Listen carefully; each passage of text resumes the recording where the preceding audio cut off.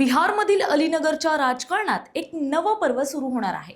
राजकीय दिग्गजांनी गजबजलेल्या या राजकीय मैदानात फक्त 25 वर्षाची मुलगी जिंकून आली आहे। संपूर्ण मतदारसंघ चकित झालाय। हा तरुण चेहरा आहे मैथिली ठाकूर। जिथे संघर्षाचा आवाज मोठा असतो तिथे तिच्या विजयाची धडधड आणखी मोठी असते। आणि आज अलीनगरच्या राजकीय इतिहासात पहिल्यांदाच एका तरुणीने धडाक्यात विजय मिळवत सत्तेच्या रणसंग्रामात पाऊल टाकले। अलीनगर विधानसभा मतदारसंघात 25 फेऱ्यांच्या मतमोजणीनंतर चित्र स्पष्ट झालं आणि स्पष्टता ही अशीच की तिथे तरुण नेतृत्वानं प्रचंड वादळ उठवलं।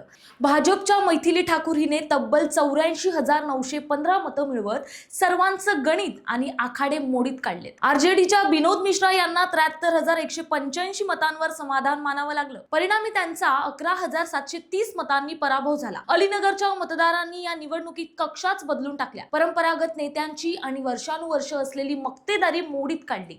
तिथे तरुण नेतृत्वाच्या नावानं मतदारांनी पहिल्यांदाच स्पष्ट संदेश दिला, तो म्हणजे काम करणारा नेता हवा, नावापुढे वयाचं गणित चालणार नाही। त्यामुळे मैथिली ठाकूर ही केवळ 25व्या वर्षी अलीनगरची सर्वात तरुण विजयी उमेदवार ठरली। मैथिली ठाकूर लवकरच शपथ घेईल आणि विधानसभेत तरुणाईचं पहिलं जोशपूर्ण पाऊल पडणार आहे। हा निकाल फक्त एका उमेदवाराचा विजय नाही तर अलीनगरच्या जनतेनं केलेल्या बदलाचा कौल आहे।